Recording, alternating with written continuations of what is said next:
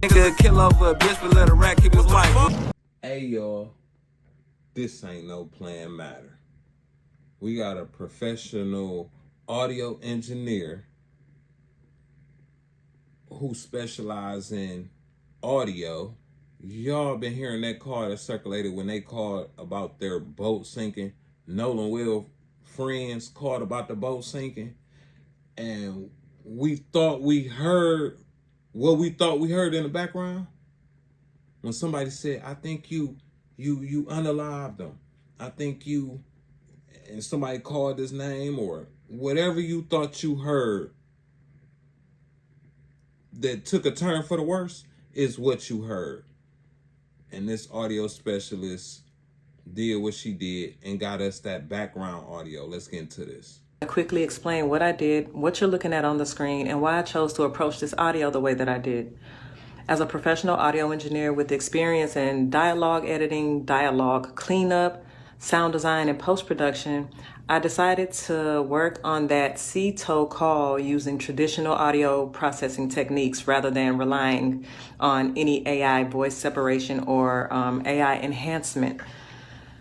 My goal was pretty much to preserve as much of the original recording as possible while making the quieter dialogue and background audio easier to hear. So I basically used techniques such as subtractive EQ, compression, gain adjustments, noise reduction, frequency isolation, and other traditional processing methods. So what I did was I separated Vicky, the C-toe dispatcher, from Warren and the audio originating from the boat so that I can concentrate more closely on what was happening behind and around Warren, pretty much on the boat. And I specifically chose not to rely on AI because aggressive AI enhancements and voice isolation tools can sometimes introduce artifacts and distort the speech or create ambiguity around the sounds that were originally present. And for something this serious, I wanted my processing to remain as conservative as possible. You'll also notice time code and dialogue written on the side of the screen and pop up during each segment. That dialogue represents what I personally hear as an audio engineer while processing and repeatedly reviewing these sections. I'm pretty much providing it as a listening reference, not as a declaration that my interpretation is the only possible interpretation. And that's important.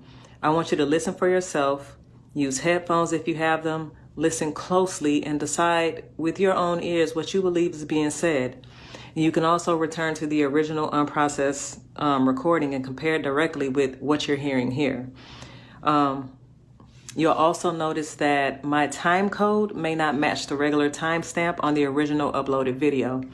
And that's because I'm working inside a professional post-production timeline, a digital audio workstation, basically using SMPTE time code, which in film, that's displayed in hours, minutes, seconds, and frames.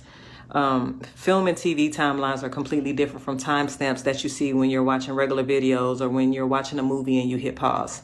So basically the time code on the screen is there to identify the precise location within my working session, not to represent the elapsed timestamp displayed by the original video player.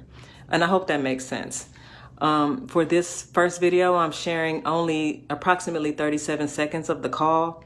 I originally intended to continue much further, but once I separated the dispatcher from the boat and started concentrating exclusively on the background dialogue, what I believed I was hearing became extremely difficult for me to process emotionally, and I needed to take a mental break.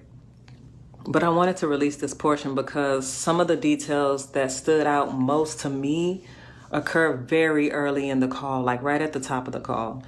And so I'm gonna let the audio play. Read my transcription if you want a reference, but don't allow it to determine what you hear. I want you to listen first, listen again, compare it with the original recording, and then judge it with your own ears.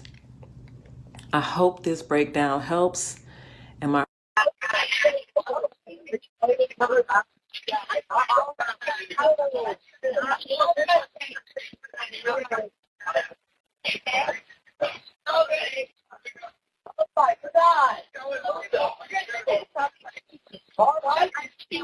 Hey, we're at the west tip of Horn, and our bilge pump stopped working. We're sinking. Can you all please come? We have a membership.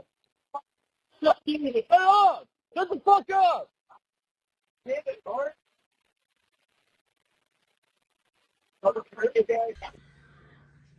So listen, some people may not want to hear this, but I'm known to call a spade a spade. From hearing that call, we all was right. We knew they did something to him. Well, not they, probably a person. It seemed like, or it sounded like, he got into it with one of them. It took a turn for the worse. You hear people in the background saying, "Get up," and somebody else like, you killed him.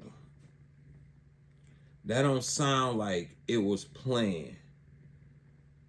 For weeks now, people was actually speculating. I asked the question, do y'all think they took him out there to do that? From that call, no, they didn't take him out there to do that. Whatever happened, whatever disagreement, whatever happened. A fight, that's what we had been hearing. The only way what could have happened. It definitely sounded like a fight. Boys being boys. Maybe he got tossed on his neck. Maybe he hit his head on something. I don't want to be saying this because I know how y'all get. But it don't sound like no racial tone in this. It seemed like them friends was drinking, partying, and things went left. All in the name of alcohol and being rough boys. And what they did was they tried to cover it up and use their white privilege. That's what this looked like. It looked like the aftermath. They just flexing and using their white privilege because they white privilege. They got judges for a mama, and this is in Mississippi. But it being in Mississippi, we would think, oh no, they on some racist shit. They did this to this boy. They took him there specifically to do this. My whole point of what I'm saying is they didn't take him there to do this. This was not their plan. I could tell by the call. Y'all leave a comment. Let me know what y'all think about this. That's just where I'm coming from with it. You don't gotta agree. But I think I know what I just was listening to.